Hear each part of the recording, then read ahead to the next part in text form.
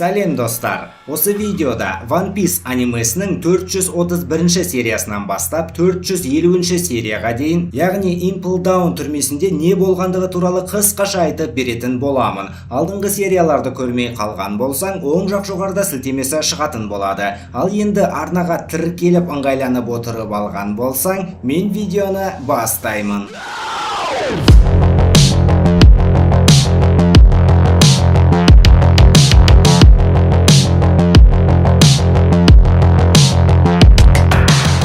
Impel Down түрмесіндегі 5-ші дәреженің күзетшілері карта ойнап отырады. Себебі олардың ойынша бұл түрме әлемдегі ең мықты түрме болғандықтан ешкім қашуға әрекет жасамайды. Адам тектес бұқа ерігіп Джинбейді сабап шығады. Луфи, Баги және Мистер 3-ші мантикорлардан қашуларын жалғастырады. Мистер 3-ші Луфидің керісінше түрмеге басып кіргенін естіп таң қалып қалады. Сонымен қатар Эйс оның ағасы екендігін және Луфи соны құтқаруға келгенін естіп бөлек кетпекші болады. Алайда дәрежелерге өтетін баспалдақ біреу екенін түсініп, сол жерге бірге барып, күзетшілердің назары Луфиға ауған сәтте қашып кетем деген шешім қабылдайды. Екінші дәреженің басты күзетшісі Сфинксті кездестіріп қалады. Сфинкс қорқынышты түрімен мантикорларды қорқытып жібереді де кездейсоқ бешпакеттерді айтып, Луфиларды қуа жөнеледі. Назары тек Луфиға ауған сәтте Баги мен Мистер 3-ші бірігіп алып, Луфидан бөлек кетеміз деген шешім қабылдайды. Сол уақытта Сфинкс Мистер 3-шіні нысанаға алады. Мистер 3-ші болса восктан клондар жасап, құбыжық нағыз Мистер 3-шіні іздеп жатып, абайсызда еденді жарып жіберіп, барлығы төменгі қабатқа құлап кетеді. Осы уақытта 5-ші дәрежедегі Джинбей мен Эйстің сөйлесіп отырғанынан, Эйс екеуі дос екендігі және Джинбей Белаусты сыйлайтындығы белгілі болады. Яғни балық адамдардың аралы арқылы көптеген пираттар өтетін болғандықтан, көптеген балық адамдар мен русалкалар солардан зардап шеккен. Алайда бір күні Белаус келіп, бұл арал өзінікі екендігін айтады да, балық адамдар аралы Белаустың қарамағына өткендіктен, содан бастап ешкім шабуыл жасамаған екен. Тоқетері Джинбей бұл соғыстың болғанын қаламайды, короче.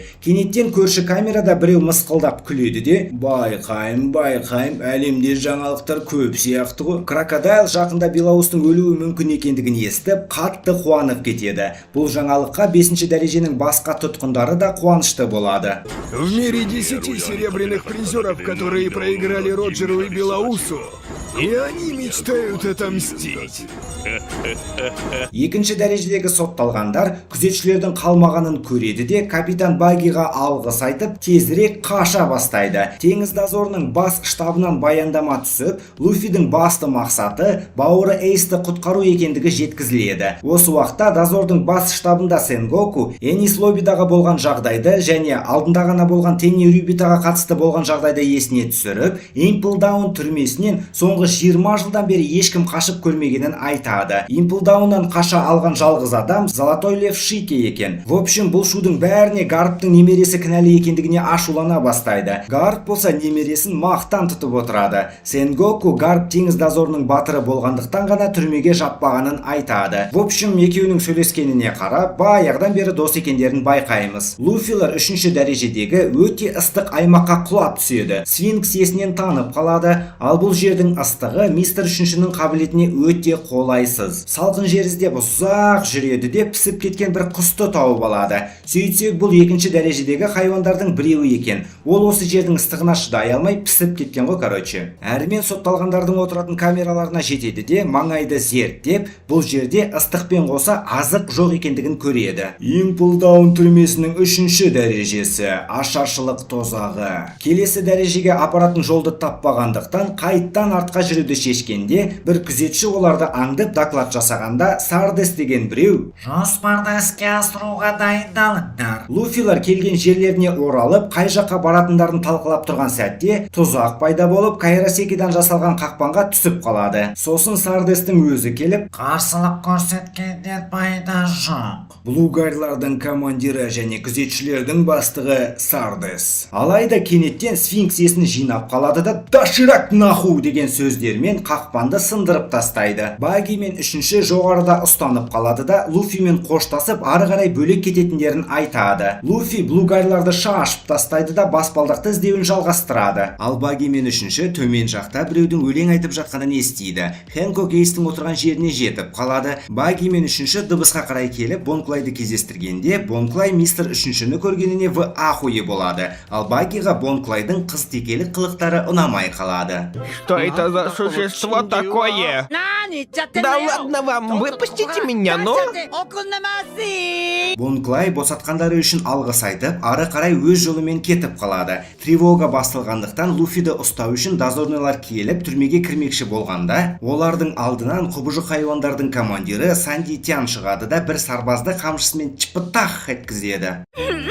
Я так возбуждаюсь, когда слышу крики. В общем, мәселені өздері шешетіндерін түсіндіріп, оған қоса бұл жерден шығу мүмкін емес болатындай көпірді көтеріп тастайтындарын айтады. Ганнибал Эйс пен Джимбей отырған камераның алдында императрица Хэнкокты таныстырады. Сотталғандардың сілекейлері ағып, Хэнкокты өздеріне шақыра бастайды да артық кетіп Магелланды балағаттай бастайды. Магеллан болса нихуа себе деп улы гидраларымен сотталғандардың жазаларын беріп жатқан уақытта Хэнкок Эйсқа бірдемелер айта бастайды. Сотталғандар тынышталады, ал Хэнкок уже сөзін аяқтапты. Луфиді видеокамера арқылы тауып алып, Кайрасекиден жасалған сеткамен ұстамақшы болғанда, Луфи өткізіп жібереді. Алайда Сфинкстің қолына түсіп қалады. Соңғы сәтте Зоро пайда болады да бір теуіп Сфинксті чаттан шығарып жібереді. Кенеттен бұл Зоро емес Бонклай екен. Кішкене Бонклаймен танысқандары туралы және оның Луфи үшін өз-өзін құрбанға шалғаны туралы флешбектер.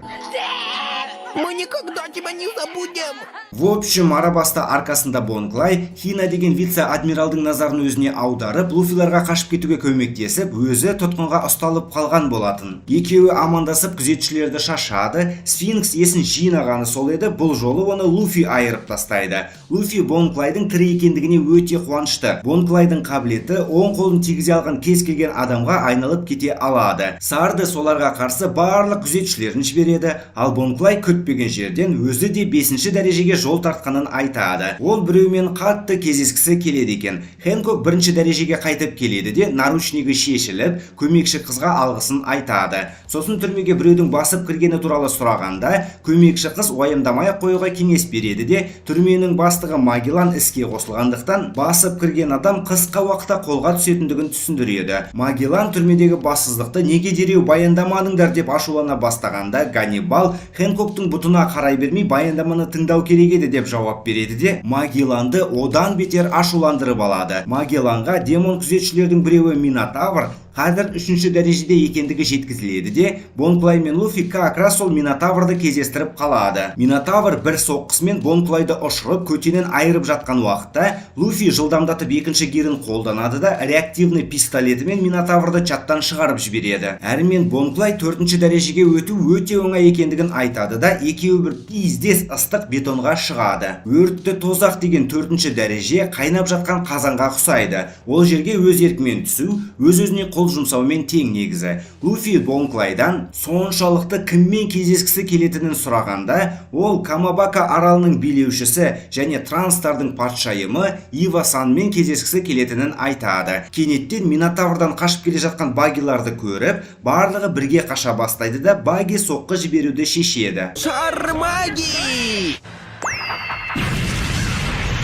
Луфи қолын воскпен күшейтіп шабуылды аяқтайды да Минотаврды чаттан шығарып жібереді. Эйс болса Хэнкоктан Луфидің келгенін естігендіктен братішкесін уайымдай бастайды. Баги мен мистер 3-ші Луфиға төменге түсу емес, қашқылары келетіндігін түсіндіріп тұрған уақытта Луфи потолоктың алыстап бара жатқандығын байқайды. Сөйтсек олар Минотаврмен шайқастан кейін бөлініп кеткен еденмен бірге төменге құлап бара жатыр екен. Бір сотталған NPC-дің зайыбалы шығып қашып кетпекші болады да жолына кедергі болған біреуді маңқ еткізеді. Ал ол бұрылып сдачасын береді де NPC-ді төменге құлатып жібереді. Бараквордстың бұрынғы агенті мистер 1-ші Даз Бонс. Хэнкок дозорный кемеге қайта оралады, ал вице-адмирал Момонгаға Шанкс пен Кайдоның ерегесіп қалғандығы баяндалады. В общем, дозорный штабтың ойынша Кайдо Белаусқа шабуыл жасамақшы болғанда Шанкс оған кедергі болып қалды. Ал Момонга болса әлемдегі ең мықты пираттық командаға қарсы теңіз дозорының барлық күшімен 6 Шичибукай Бонклаймен біріккен соғысы железобетонна тарихқа қалады.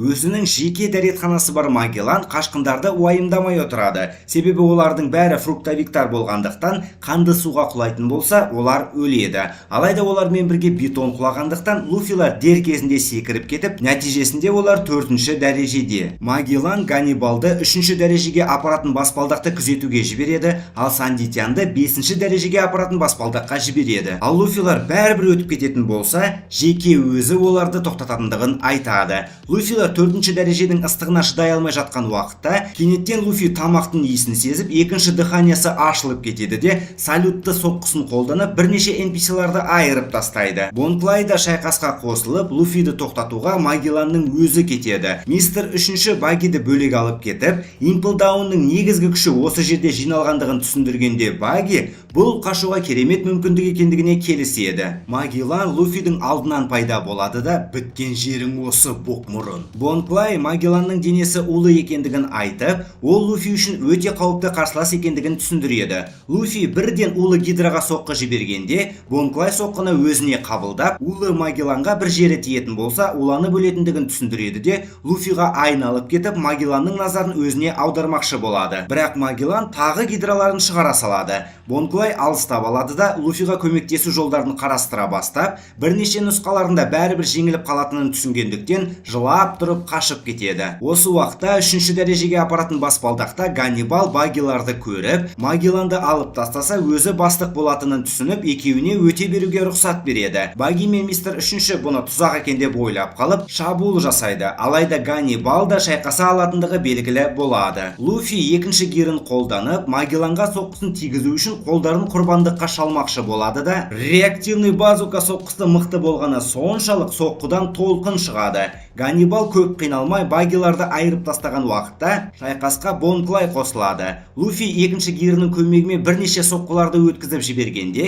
Магеллан улы газын қолданып, медуза сияқты өте тұйық улы түтін шығарады. Нәтижесінде Луфи уланып қалып, аяғында тұра алмай қалады. Бонклай болса Ганнибалмен бірге-бір төбелесе бастайды. Луфи таза мінезімен орнынан тұрады, алайда уланып қалғандықтан соққылары ләға бастайды. Магеллан болса ойын аяқталды деп, Эйсті босатыңдар деп айқайлаған Луфиді улы гидрасына жұтқызып жібереді. Саған жұққан у дахуя болғандықтан оны емдеу мүмкін емес. В общем, 24 сағат бойы көтің қиналған соң өлесің. Әрімен бізге 5-ші дәреженің суық болғаны соншалық бір сотталған нанды тістеп тісін сындырып алғанын көрсетеді. В общем, Магелланның бұйрығымен күзетшілер Луфиді осы жерге алып келеді. Магеллан болса 3-ші дәрежеге өтетін баспалдаққа келгенде, Ганнибал кунг-фуды білетін трансвеститтан жеңіліп қалғанын айтады. Сол сәтте Магелланға 2-ші дәрежедегі бассыздық контрольға алынғандығы баяндалады да, Магеллан барлық 4-ші дәрежедегі күзетшілерді 3-ші дәрежеге жібереді. Ганнибал болса сол жердегі күзетшілерді мистер 2-шіні іздеуге жіберіп, өзі Баги мен 3-шіні тергеуге алып кетеді. Ал сосын мына Ганнибал негізінде Бонклай екендігі белгілі болады да, ол не болса да Луфиді құтқарғысы келетінін айтады. Баги болса өлгің келе ма не деп сұрағанда Бонклай Луфиді Магелланмен жалғыз қалдырып кеткеніне қатты өкінетінін айтып, Луфиді құтқаруға кішкентай болса да мүмкіндік болса, мүмкіндікті жібермейтінін айтады. Сосын сол жердегі лабораторияға барып, Магелланның уы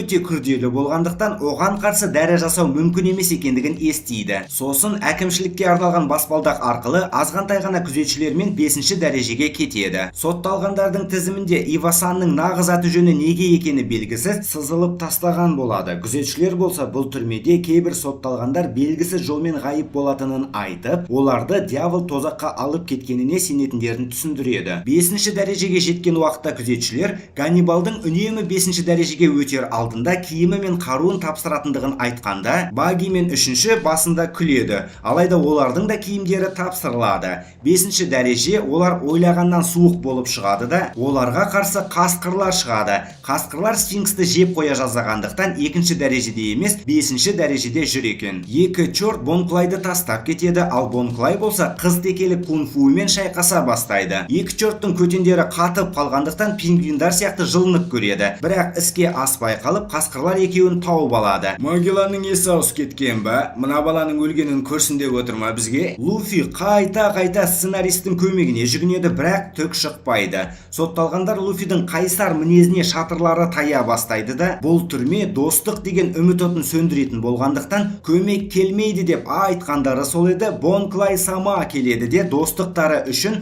Луфиді құтқаруға келгенін айтады. Багидің бомбаларынан пайда болмай қалып, соңғы сәтте оны мистер үшінші құтқарып қалады. Восктан бөлме жасап алып, ақырындап қашып шығуды шешеді. Бір сәтте мистер үшінші айналада қасқырлардың жоқ екенін байқайды да, кенеттен қасқырлар жердің астынан шығады. Бонклай Луфиді босатып алып, сотталғандарға кілтті қалдырып кетеді. Чотам, қашып көреміз ба или отыра береміз ба? Келесі бір камерадағы сотталған орманнан бір түрлі адам көргенін айтып, Бонклай орманға кетеді. Сосын әлі таусылып құлаған сәтте қасқырлардың шабуылына тап болып талана бастайды. Алайда Луфи соңғы күшін қолданып бір қасқырды тістеп алады да: Да как вы посмели напасть на Бонтяна? Оставьте Бонтяна в покое!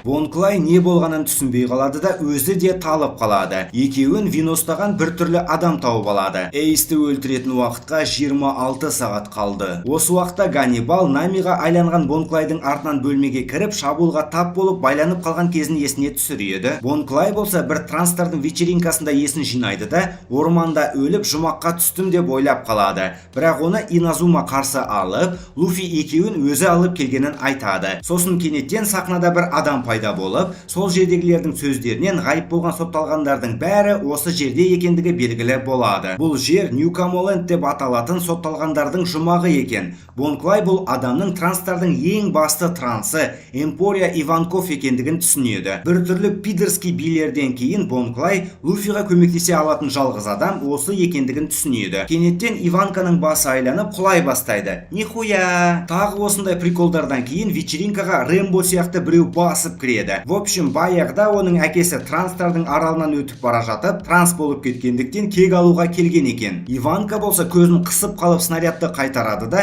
мужикқа қыздардың гормонын салып, Рэмбо Смақты қызға айландырып жібереді. Рэмбо Смак болса ұялып қашып кетеді. В общем, бұл жердегі мужиктардың бәрі бұрын қыз болған, ал қыздардың бәрі мужик болған екен. Бонклай бірден Луфиға көмек сұрайды, ал Иванко бәріне көмектесе бермейтінін айтады. Луфи өзі өлім аузында жатса да, Бонклайдың өмірін сақтауларын өтінгендіктен Иванко екеуін де құтқаруды шешкен екен. Багилар Ходунокпен қасқырлардан қашуларын жалғастырады. Бұдан бұрын Иванко Луфидің тірі қалу мүмкіндігі 0% екенін анықтаған екен. Алайда Иванко қабілетімен мүмкіндікті 2-3%-ға көтере алады. В общем, бәрібір Луфидің өмірі 10 жылға қысқаратын болғандықтан емдеу гормонымен Луфидің иммунитетін күшейтіп жібереді. В общем, Луфи 10 сағаттан бері қиналып жатыр екен. Бонклай сығалап көреді де досына жаны ашып, Иванкодан қалай болса да көмектесуін өтінеді. Мен саған сиқыршы емеспін ғой, жолы болса тірі қалады да. Луфи Эйспен бірге өткізген уақыттарды есіне алып, күресуін жалғастырады. Иванко Бонклайға бұл жерде барлық камераларды көре алатындарын айтып, қызығушылықпен оларды бақылағандарын айтады. Оған қоса газет оқып, әлемдегі барлық жаңалықтарды білетіндерін қосады. В общем, олар 5,5 дәрежеде екен. Сосын бәрі бірнеше жыл бұрынғыдай болғанда, Луфи екеуі бұл жерге жетулері мүмкін болмаушы еді дейді. Себебі ол кезде түрменің бастығы Тоширион болған. Бірақ ол қуа бастап, семсерімен сотталғандарды өлтіре бергендіктен Магеллан оның өзін қамап тастаған екен. Кенеттен еще 6 дәреже бар екендігі белгілі болып, ол жерде Тоширионнан басқа неше түрлі қылмыскерлер отыр екен. В общем, 6 дәрежеде қылмыстары құпия боп есептелетін қылмыскерлер отыр. Шичибукай Джимбей, Эйс және Крокодайл да сол дәрежеде. Луфи әлі 2 күн қиналып, тағы 2 күн емделуі керек. Бірақ негізі тірі қалуы 2 талай. Бонклай досын жігерлендіруді шешеді де, Луфи жатқан бөлменің алдында 12 сағат бойы күрес деп айқайлап тұрады. Транстар Бонклайды көріп қайтуға келеді де, Бонтянға тәнті болып қалады. Борис Мугичан!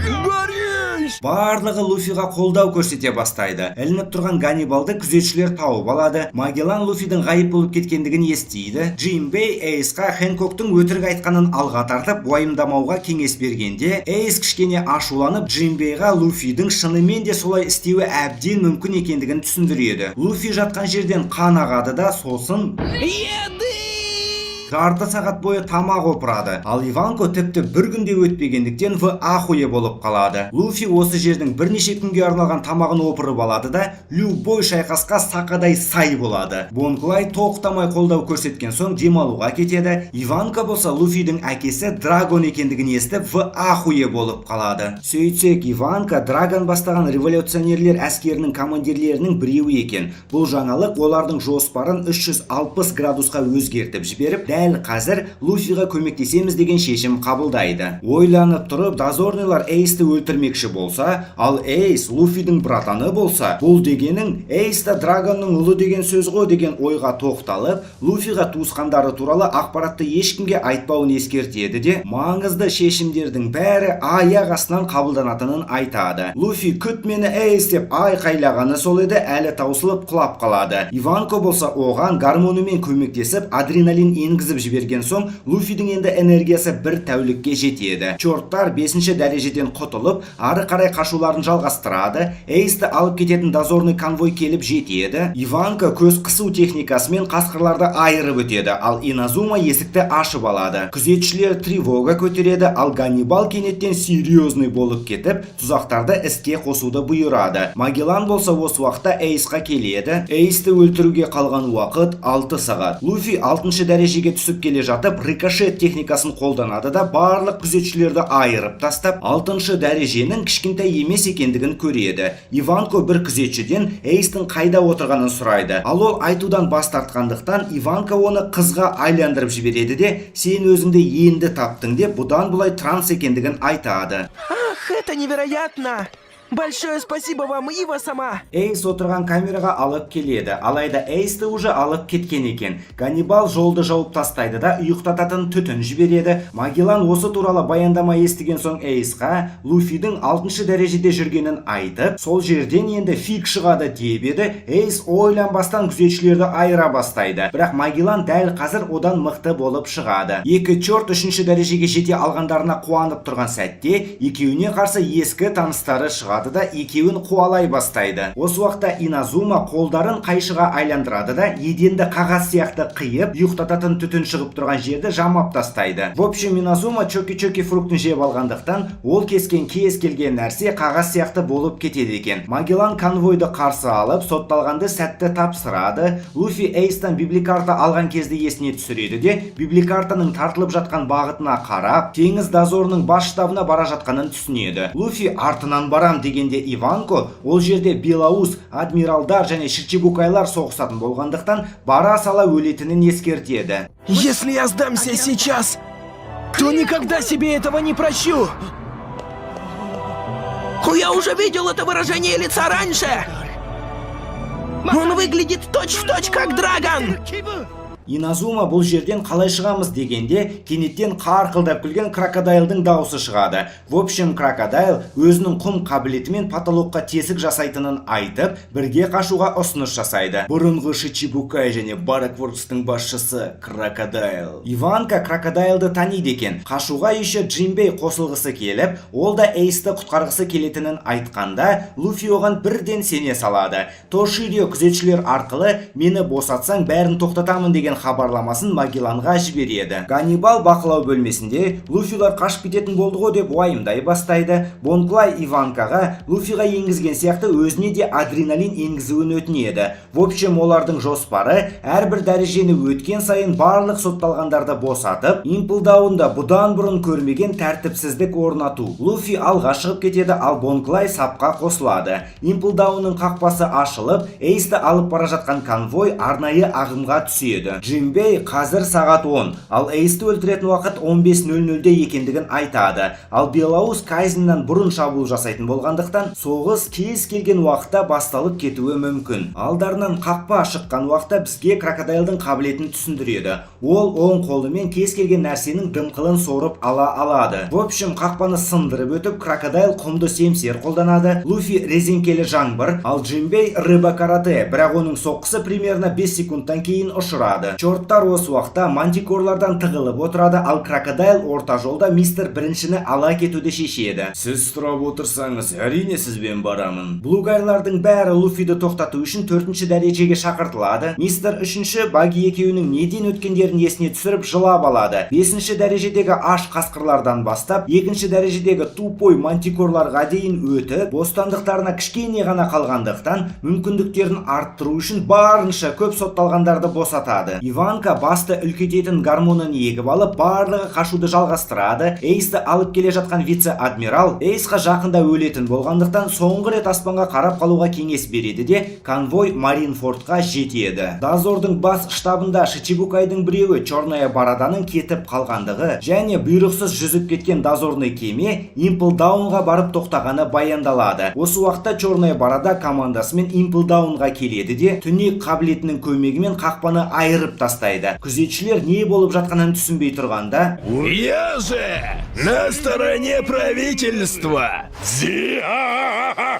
алайда Черная Бородамен келген барлық кемедегі сарбаздар уже жоқ екен. Ганнибал не істерін білмей қалады, себебі төмен жақта Луфилар келе жатыр. 2-ші дәрежеде Баги мен мистер 3-ші, оған қоса кіреберісте Шичибукай Черная Борода. Кенеттен Магеллан звондайды да 2-ші дәрежені тынышталдырып, кіреберісті умен жамап тастағанын айтады. Бұған Багидің шатыры таяды, бірақ ештеме істей алмайды. Магеллан жағдайларға байланысты Тоширионы босатуды шешеді де Ганнибалға өзі келгенше Луфиларды 4-ші дәрежеде ұстауын бұйырады. Ал Ганнибалдың бастығына деген сыйластығы артып кетеді. Иназума мен Луфи баспалдақты тауып алады, ал 6-ші дәрежеде бір сотталған босатылады. Имплдаунның бұрынғы бастығы Доширио Магелланмен сөйлесіп, тапсырмасы Шичибукай Черная Бороданы тоқтату екендігін естиді. Күзетшілер семсерін әкеп бергенде, Ширио күзетшілерді өлтіріп тастап, оларды өлтіруге құқығы бар екендігін айтады. Демонический 3 күзетші хайуан сотталғандарды айыра бастайды, бірақ Луфи, Крокодайл және Джимбей бір соққыларымен үшеуін чаттан шығарып жібереді. 2-ші дәрежеде клоун Баги есіктегі удан қалай құтылатынын түсінбей тұрады. Мистер 3-шінің көмегімен бірдеме істемекші болып, түк пайда болмағандықтан, амалсыз есіктің алдына келіп, боқтық сөздерімен Магелланды балағаттай бастайды. Сотталғандар болса, Баги уды улы тілімен сындырып жатыр деп ойлап қалады. 1-ші дәрежеде Ширион жалғыз өзі Черная Бородаға қарсы шығады. Маршал де Тич болса қарқылдап күліп, бірден оны командасына шақырады. Магеллан Ширионың Черная Бороданы хотя бы тоқтата тұратынына сенімді болады.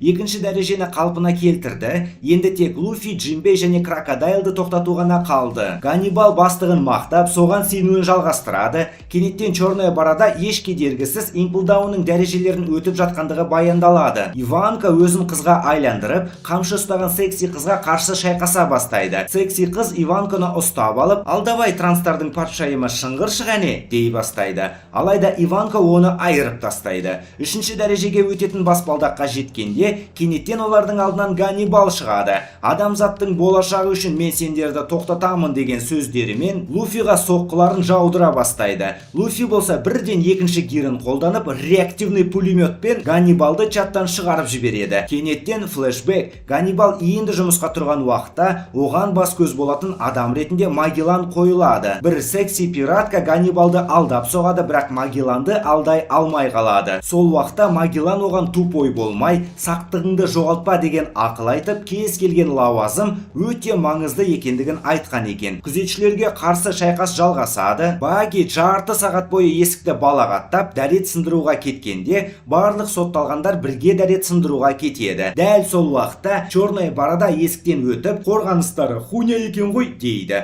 Баги мен сотталғандар қайтып келіп, Багидің балағаттары іске асты екен деп ойлап қалады. Я, менің жоспарым іске асты.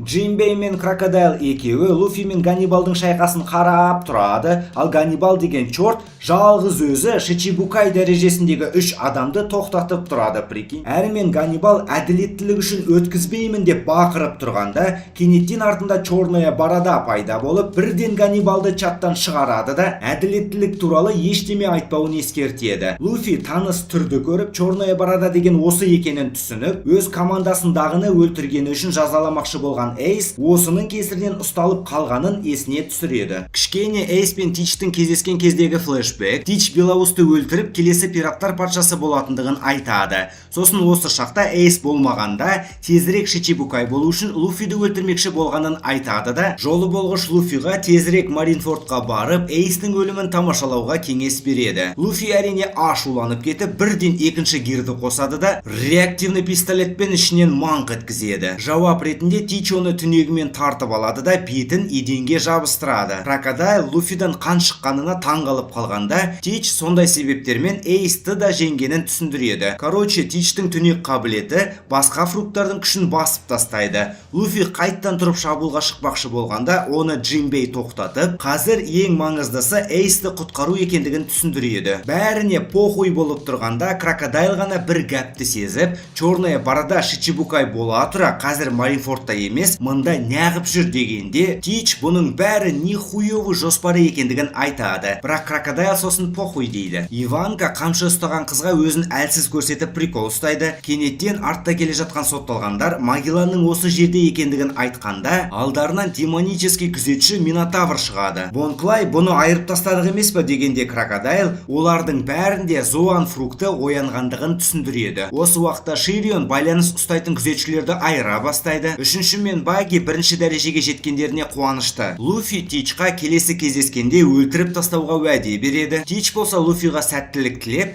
бәрі де мүмкін екендігін айтады да, адамның арманы өлмейді деген сөзбен Магелланға қарсы шайқасуға кетеді. Луфи реактивный пистолетімен Минотаврды ұшырып жібергенде, NPC-лар бұндай соққыға тәнті. Магеллан байланып тұрған Санди Тянды тауып алғанда, Тянка байланып қалғаны үшін кешірім сұрайды. Магеллан сосын Черная Борода командасын кездестіреді де, сол сәтте улы гидрасымен айырып тастап, мында не істеп жүргендерін сұрайтын уақыты жоқ екендігін айтады. Маршал де Тич командасымен чаттан шығып кетеді. Сосын Магеллан көтені айырылып жатқан Ганнибалды тауып алады да, алғашқы көмек көрсетуді бұйырады. Ганнибал орнын баса алатын жалғыз адам болғандықтан оның аман қалатынына сенеді. Магеллан уже Луфиларды қуып жетіп қалғанда, Иванка оны тоқтатуға қалады. Иназума баспалдақты қиып тастайды да, тек тірі қалыңызшы деген өтінішімен баспалдақты бұзып тастайды. Иванка өзінің формасына қайта оралып, көз қысу техникасымен Магелланның бір гидрасын тоқтатады. Баги болса бірінші дәрежеде барынша көп сотталғандарды босата бастайды. Сандитян босатылған соң демонический күзетшілерін сабап тұрып сотталғандардың артынан жібереді. Иванка неше түрлі қулықтарымен Магелланға қарсы шайқаспақшы болады. Алайда ол алданбағандықтан ең мықты соққысын жібереді. Иназума Иванканы тосып тұрғанда, оның орнына Магеллан келеді. Иванканың Магелланнан жеңіліп қалғанын Иназума да түсініп, ол да барынша Магелланды ұстай тұрмақшы болады. Баги сотталғандармен бірге демонический күзетші хайуандардан қашып бара жатып, Крокодайлды кездестіріп қалады. Ал сырт жақта біреулер оп-оңай динамический хайуандарды уже айырып тастаған екен. Бонклай Багиларды тастап кеткендері үшін жазалай бастайды. Сол уақытта оларды Магеллан қуып жетіп соққы жіберген соңғы сәтте Луфиді мистер үшінші қабілетімен құтқарып қалады. Луфи бірден жоспар құрады да, мистер үшінші Луфидің қол аяғына воск жалғап, Магелланға денесін тигізбей соққы жіберуге дайын болып шабуылға шығады. Мистер бірінші тіпті Магелланды жеңгеннің өзінде сыртта 10 әскери кеме тұрғанын айтады. Тіпті бір кемені тартып алса да, қалған кемелер оларды жібермейді. Баги басты қақпаға жетіп, барлығына дайын болыңдар дейді де, ұзақ уақыттан бері алғашқы рет аспанды көреді. Алайда оларды мега тосын сый тосып тұрады. Магеллан алдын ала кемелерге жүзіп кетуді бұйырған екен. NPC-лардың уже үміттері үзіле бастағанда, Джинбей кемелер көрініп тұрғандықтан уайымдаудың қажеті жоқ екендігін айтады. Сосын үлкен қақпаны жұлып алып, өзіне бір кемені тартып алуға көмектесетін бірнеше мықты адамдар керек екендігін айтады. Яғни ол балық адам болғандықтан кемені қуып жете алады. Нәтижесінде Джинбеймен бірге Крокодайл, мистер бірінші және неге екені белгісіз Баги кетеді. Сөйтсек ол мықты адамдардың қасында болуды шешкен екен. Джинбей снарядтарды өткізіп жіберіп қақпасынан алыстайды да, балық каратесінің көмегімен қақпаны кездейсоқ бір кеменің үстіне ұшырып жібереді. Магеллан уже қатты ашуланып кетіп, уының ультра про максын қолданғанда, у тіпті воскты да балқыта бастайды. Магеллан барлық күшін толығымен қолданғанда, барлығы қаша бастап, бірнеше NPC-лар өмірлерімен қоштасады. Крокодайлдар кемені басып алуларын жалғастырады. Иванка белгісіз жолмен қимылдай алады да, көзді қысу техникасымен потолокты жарып, Луфилар жүрген жерден бір-ақ шығады. Кеме сәтті тартып алынып, Баги жеңісті тойлай бастайды. Луфи Денден Муши арқылы мына жерде құбыжық жүргенін айтқанда, Джинбей келе жатқандарын айтып, кішкене шыдай тұруларын өтінеді. Луфидің үшінші гирі мен мистер үшіншінің қабілеті беті біріктіріліп, Магелланды артқа құлатып жібереді. Сосын кішірейіп кеткен Луфи керемет жоспар ойлап табады. В общем, Иванко барынша басын үлкейтеді де, көзді қысу техникасын қолданып, соңғы сәтте Магелланның қолынан сытылып шығады. Кенеттен олар суға құламайды. Магеллан в ахуе, ал Луфиларда пайда болған кит сияқты акулалар қағып алған екен. Дозорный әскери кемелер Луфиларға оқ жаудырады. Дозорныйлар Луфилардың неліктен қақпаға жүзіп бара жатқандарын түсінбейді. Себебі қақпа пираттар үшін ешқашан ашылмайды. Алайда ғажайып нәрсе болып, правосудия қақпасы ашыла бастайды. Осы сәтте қақпаны басқаратын жерге Магеллан келіп, нахуя қақпаны ашқандарын сұрағанда, Бонклай сама Магелланға айланып кетіп, қақпаны ашуға бұйрық бергендігі белгілі болады. Магеллан болса қақпа ашылса да бәрібір 9 әскери кеме оларды айырып тастайтындығын айтқанда, Бонклай бұл мәселені шеше салады. Бұл жоспарды Джинбей білген екен. Луфи қақпа жабылып жатқан соңғы сәтте Денден Муши арқылы Бонклайға тағы да өмірін құтқарғаны үшін шын жүректен алғыс айтады. Кенеттен Бонклайдың құрбаны басқалардың да көңілдерін босатып жібереді. Братишка Бон, спасибо тебе!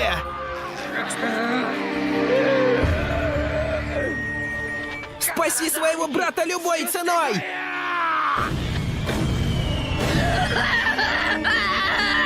Я знаю, ты сможешь его спасти! Бончан! Қақпа жабылғанда бізге Бонклайдың керемет қыз-теке екендігі туралы бірнеше флешбектер көрсетеді. В общем, ол нағыз мужик қыз-теке. Барлығы көз жастарын ағызып, турасынан Маринфордқа тартады. Бүкіл әлемнен жиналған мыңдаған элитный сарбаздар Маринфордта жиналады да, Белаустың пайда болғанын тосып тұрады. Эйсті ортада орналасқан Айшафотқа алып келгенде, күтпеген жерден Моби Дик пайда болып, спокойно жан-жағына қарайды да,